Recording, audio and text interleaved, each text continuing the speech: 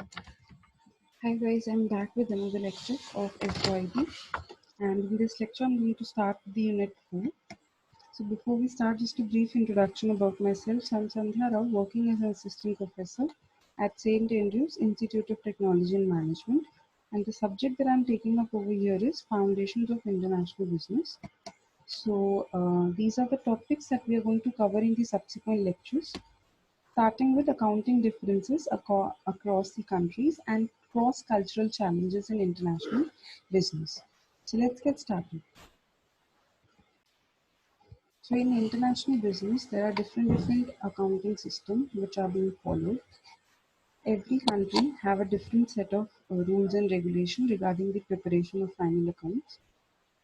Now, with growing globalization and growing internationalization, it has been seen that um, different accounting reports, financial statements become more and more complicated because all are based on different rules and regulation, different guidelines.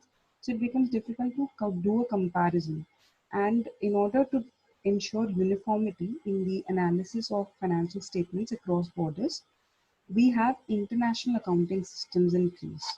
So, and also before that, before I explain you what are the different international accounting standards, I would like to explain you the different international markets that we have, which have been following common accounting practices so far.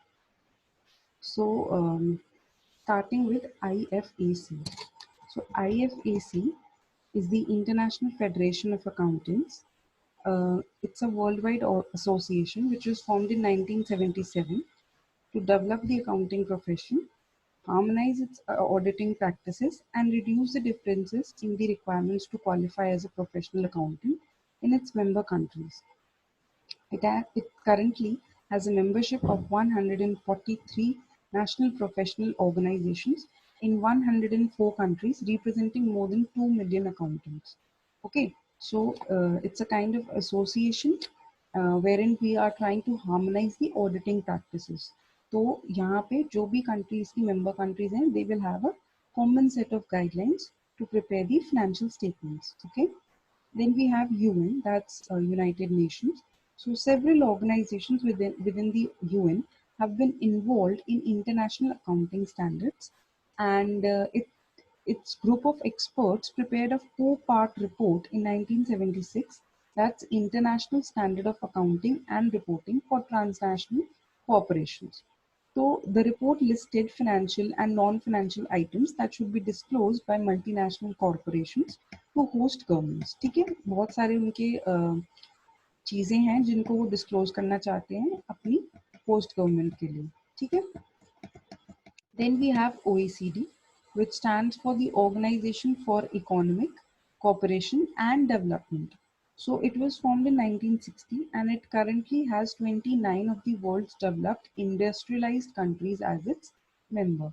And यहाँ पे हम क्या करते हैं that its working group on accounting standards support efforts by regional, national and international bodies promoting accounting harmonization. Again यहाँ पे भी हम अकाउंटिंग स्टैंडर्ड्स को अकाउंटिंग सिस्टम्स को हार्मोनाइज करना चाह रहे हैं between different Nations and international bodies. Then we have EU, that's European Union, the powerful regional alliance of 15 nations. This is the most common, what you can say, association of different countries which come together. They also try to remove trade barriers and also they try to have uniform trade practices across its member countries, and they try to have a common market between all these countries. Free mobilization होगा capital का और resources का. सो ये काफ़ी अच्छा association है, काफ़ी good example है. And EU made significant progress in the harmonization of laws and regulations.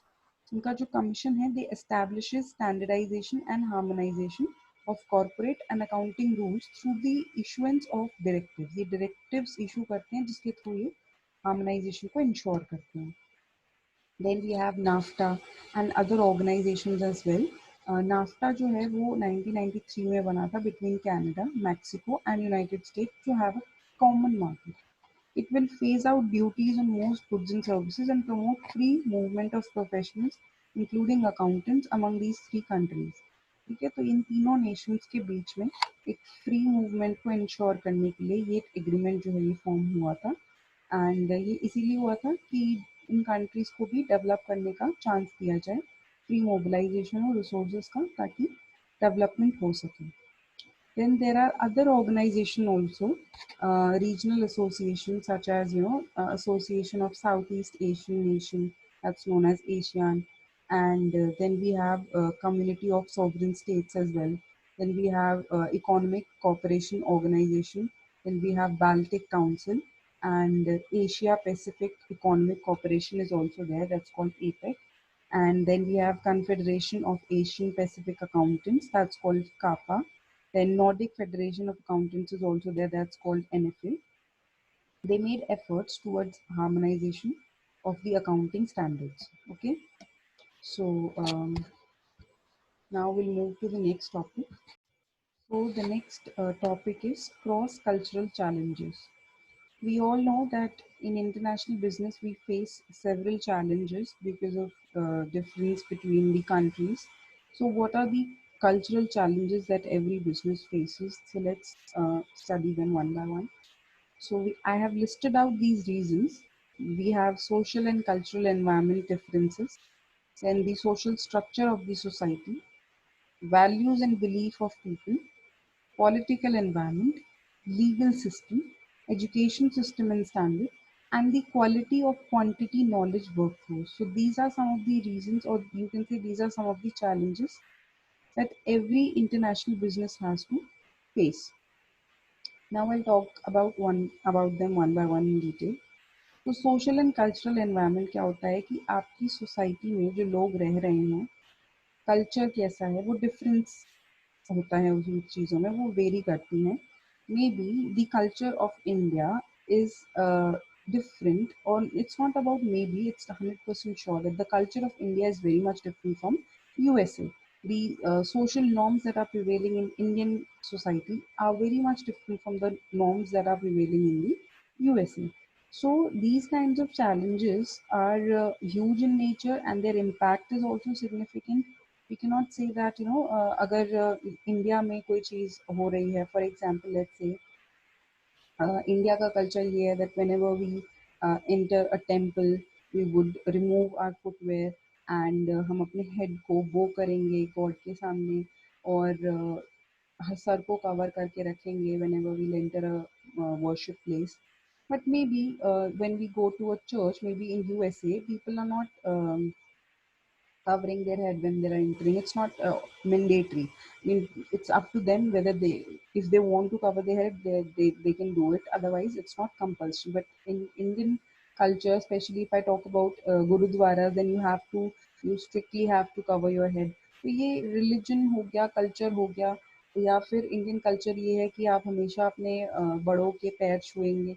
It's not like that in USA. वहाँ पे आप सबके हैंडशेक करते हैं, आप गले मिलते हैं, ग्रीट करते हैं. इट्स नॉट लाइक दैट कि आपको टच उनके फीट टच करने पड़ेंगे. It's not like that over there. So cultural differences होते हैं. Then the social structure of the society is also different.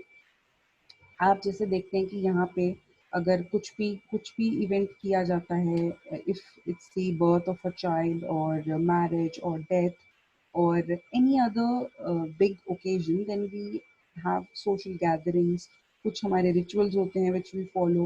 But maybe it's totally different from Western culture. Maybe वहाँ पे इस तरह की चीज़ें ना होती हो, वहाँ पे maybe सब चीज़ों को peacefully किया जाता है, अपने क्लोज फ्रेंड्स एंड रिलेटिव्स के साथ चीज़ों को किया जाता है. अनलाइक यहाँ पे जो कि सोशल स्ट्रक्चर ऐसा है कि अगर हम कुछ भी इवेंट कर रहे हैं तो हमें बहुत बड़ी गैदरिंग करनी है. तो ये हमारे कुछ सोशल स्ट्रक्चर है हमारी सोसाइटी के. ठीक है. Then values and belief of people also differ across countries.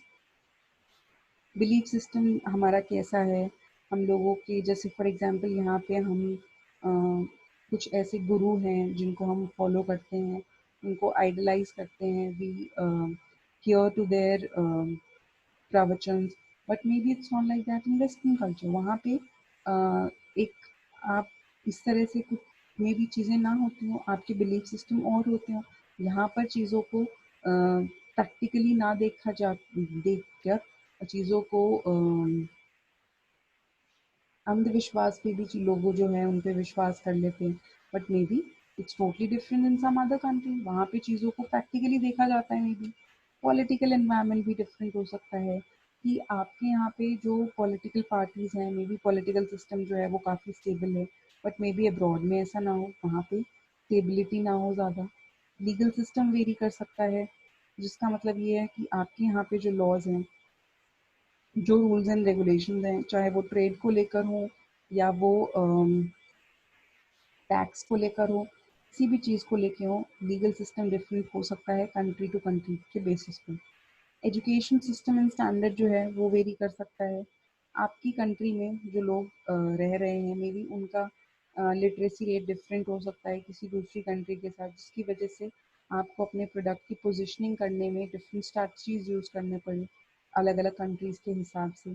ठीक है। Then quality of quantity knowledge workforce, आपकी वर्कफोर्स के अंदर कितनी नॉलेज है वो भी वेरी कर सकता है लोकेशन के बेसिस पे।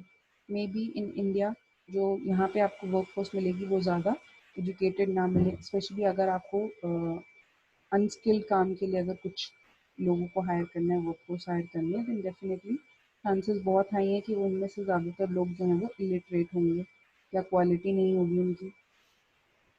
But may be the scenario is totally different in a foreign country. May be वहाँ पे जो लोग हैं या जो वर्कफोर्स है वो काफ़ी अच्छी क्वालिटी की है एंड क्वांटिटी भी अबंडेंटली अवेलेबल है। तो it all differs from country to country. So these were the cultural challenges that we have in international business. So, and this is it for this lecture. The two questions that I want to give you you have to explain what are the cross-cultural challenges in international business and what are the accounting differences in international business. So this is it. Thank you.